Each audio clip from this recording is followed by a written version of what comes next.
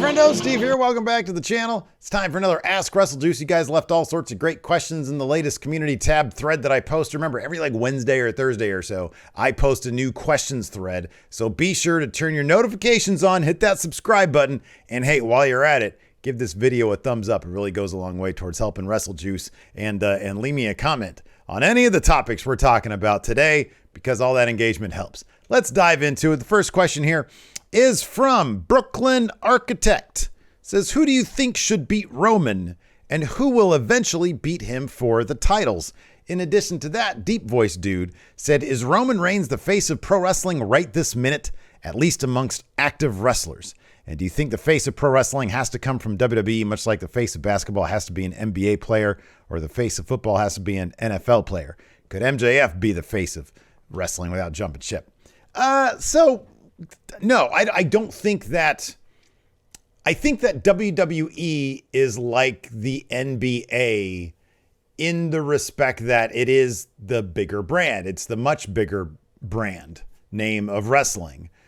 I think that the way pop culture works, though, is just like that. You can capture what they call the zeitgeist, which is what people are paying attention to.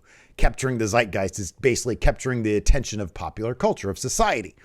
And I think that given that AEW has proven to be a popular commodity, a popular product, the question is, can they take that product and go mainstream with it? That's a big task. I don't know that they can in this kind of sort of pop culture era we're living in. I don't know if that's possible. It's more likely that Roman Reigns will sort of break through, especially with a guy like Nick Khan at the head of WWE, saying in some interview recently that he expects Roman Reigns are going to try to make him into the next John Cena, into the next mainstream crossover star. I think they have the resources and the connections to do that. I think they've got a much better chance at doing that. Right now, the face of pro wrestling is got to be like John Cena still, because he's still connected to WWE in a certain way. He shows up every once in a while, even if it's just like little video vignettes.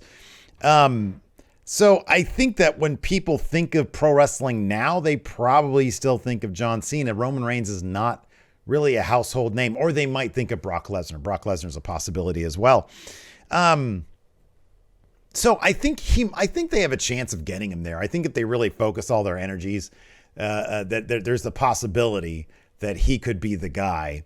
But right now, I feel like WWE is the face of WWE as opposed to a wrestler, if that makes any sense. Like they're the brand, or they are the forward-facing thing is just like, the entirety of WWE.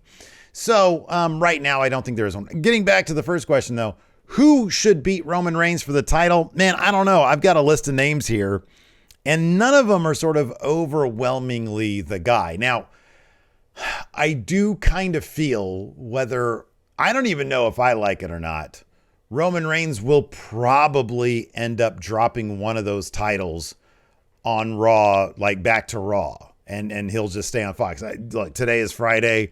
We're supposed to figure out if there's any clues to that tonight, I think on SmackDown. He said, what's next? So we might find out more about that. But Raw has a lot of interesting figures that might need a top title. You got Orton and Riddle. They're going to break up at some point. You got this new Blue Edge. He could have a title. You got the guy he's feuding with, AJ Styles. He could have a title. Bobby Lashley is a new babyface. He could have a title. Unless they want to elevate that United States Championship, they're going to need something for these guys to fight over, unless they can actually whip up some stories that don't need titles, which I think they should be able to do that, but they kind of don't. So I've got these names. I got Austin Theory. I think Vince really likes Austin Theory. I think that Austin Theory, if he just finds out one thing, kind of like how Cena found the Thugonomics thing, if Theory finds out one thing, then within a year or two, he's going to be massive. He'll be huge. I think he's got the charisma. Not quite as much charisma as Cena, but I think if he's able to turn something on, flip a certain switch, I think Austin Theory might be there. So it could be him in a couple of years. Roman's not going to be toppled anytime before next WrestleMania. That ain't going to happen because they're looking to have The Rock versus Roman Reigns at WrestleMania next year. Now, who knows if that's going to pan out, but I think that's going to be what they're going to try to do. Another name, Matt Riddle. I think out of everybody in WWE, Matt Riddle sort of has the thing that could actually attract a younger demo.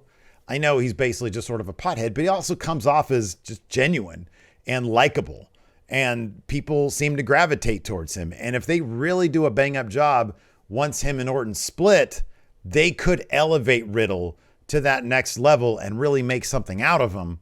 I think that's a possibility. You got Braun Breaker. Too early to tell.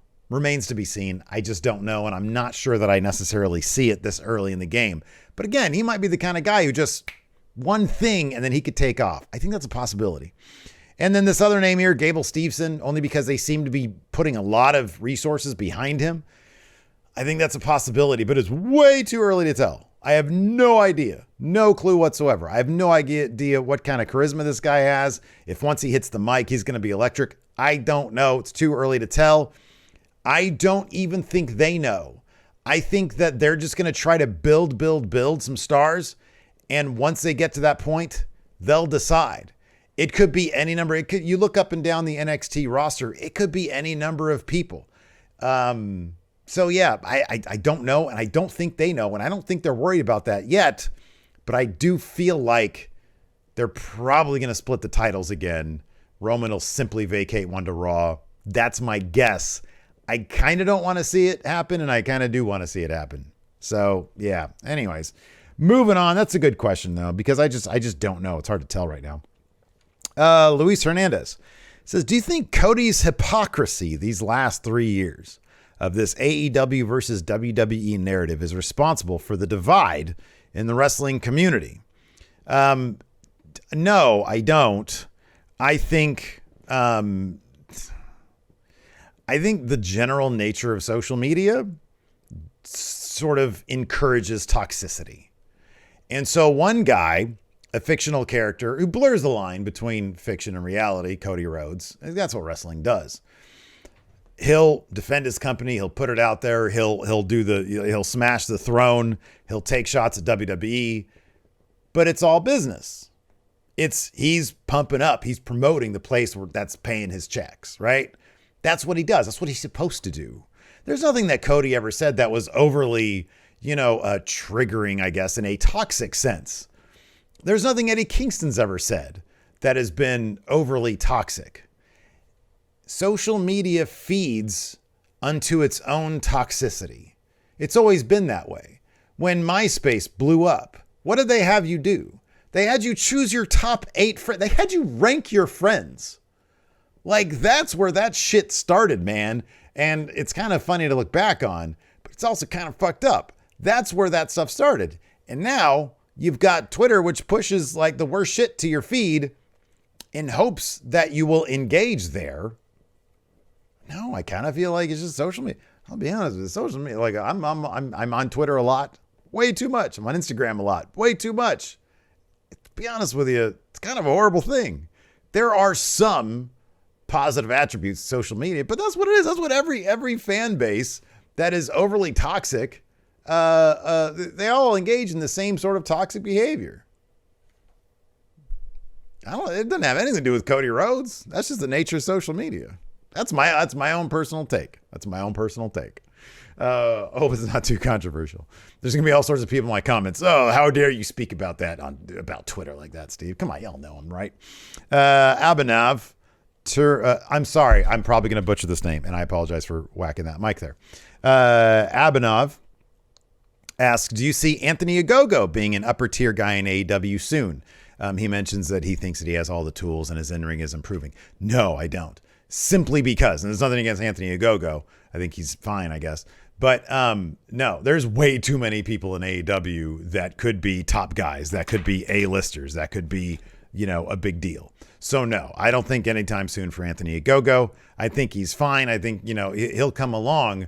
I just don't know if he's going to break through past the thick layer of upper mid-card guys that AEW already have. Josh asks, WrestleMania seemed like a moment where we all remembered that we also love sports entertainment as well as professional wrestling. Did WrestleMania cause you to reflect on what aspects of the business you love or clarify things you realize you dislike and or aren't for you. Slow plodding matches like Edge versus AJ Styles aren't really for me. I wish they would have picked that pace up a little bit. I think it's a good point. I think that WrestleMania was like the one time of the year that WWE really sort of SummerSlam too. But WrestleMania, they really, really tried to up the entertainment value. They really did throw everything that they do right, that they do well. They threw everything they had into WrestleMania, and I appreciate that. I just wish they would bring it to their weekly television. That's something that their weekly television is missing. I'll be honest with you. Here's another take for you. I think the only difference between the Attitude Era, the reason the Attitude Era was so great is because their shows were paced amazingly at a breakneck pace. Every episode of Raw told a story from beginning, middle to end, and yet it managed to tell that story within a larger context from pay-per-view to pay-per-view. And they allowed their characters to grow and develop with very few exceptions. Like, for example, Seth Rollins. If everybody was handled the way Seth Rollins' evolution is in his character, you'd have a much more dynamic WWE. And if you cut Raw down to 2 hours, because let's face it, 3 hours has never worked. Let's see here. Some guy, which do you realistically see happening first? Cody going back to AEW or Cody becoming world champion? If they play this right, Cody should be a Raw champion. If Roman Reigns decides to vacate the Raw championship, the WWE championship, that's when Cody wants. It's got the legacy. Then it's his to lose. They absolutely should tell the story. Edge should get it first, and then Cody should get it off him.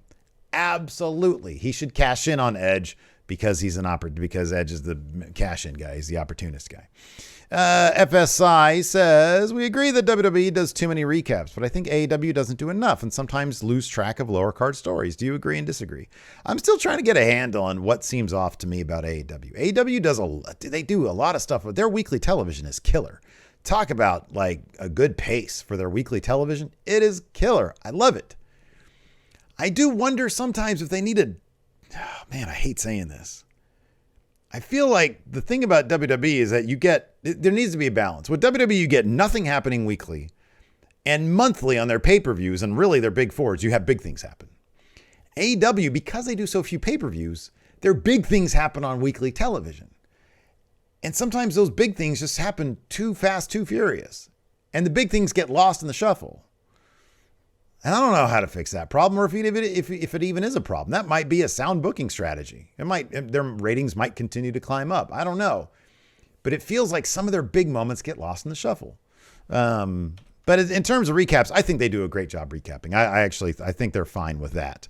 But I think sometimes their bigger moments get lost in the shuffle a little bit. Let's see here. Roy Costin says, running with the idea that Tony D is the Dawn of NXT. Who do you put in his family faction? He says, also, could you see more factions coming to 2.0? They seem to like factions. They seem to be, Edge is getting a faction. I think if they like that, you'll see more factions on main roster. Tony D, I'll be honest. I think the guy is working his ass off, and I think that's great. They need to flesh out his character, and maybe this Dawn stuff is going to be the thing.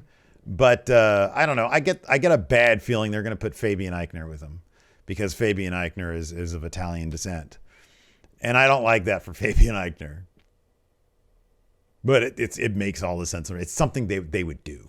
It's something they would probably do.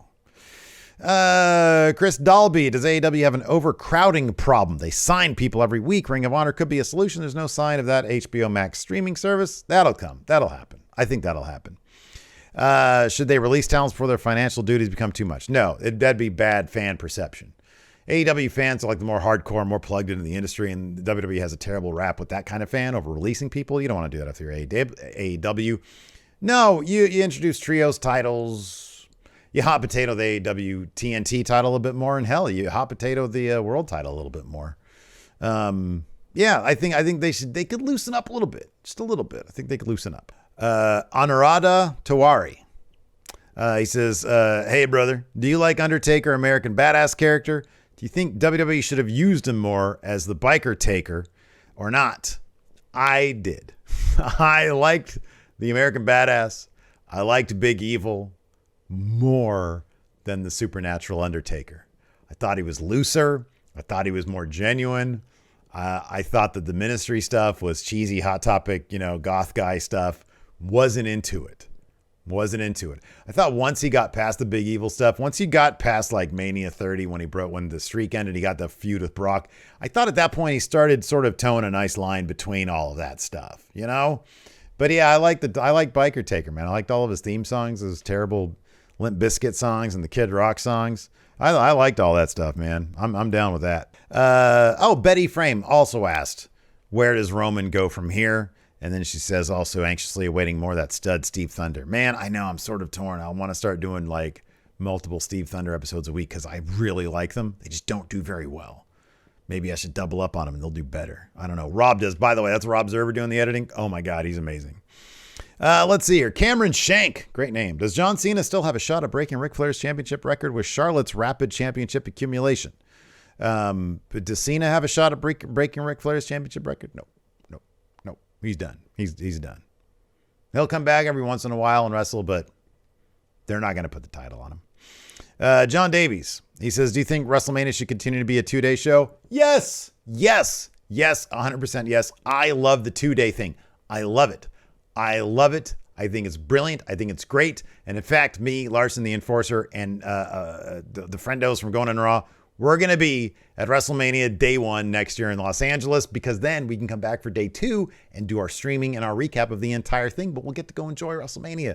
And that sounds awesome. I'm really looking forward to that. Motato Chips. With Heyman's promo on Monday, he kept mentioning box office. The Rock is the highest grossing box office guy. Are we finally getting Rock versus Roman? And when do you think Rock's first appearance will be? If Rock does it, his first appearance might be at the Royal Rumble. So yeah, they really want to do it. I think WWE really wants to do it. It's a matter of, can Rock commit? Can he do it? He's a very busy guy. Marvell has a great question. He says, best homage gear from a current wrestler to a past wrestler. My favorite homage gear is always Sasha Banks. Her gear is always immaculate. And whether she's paying homage to Eddie Guerrero or Spider-Man or whatever, I think that her gear is absolutely outstanding. So I'm going to go with Sasha Banks. I think it's great. But you mentioned here Eddie Kingston, the tribute to Misawa. I thought that was awesome too. Thought that was really good stuff. Matthew Hughes, who will be the next wrestler to jump from AEW to WWE?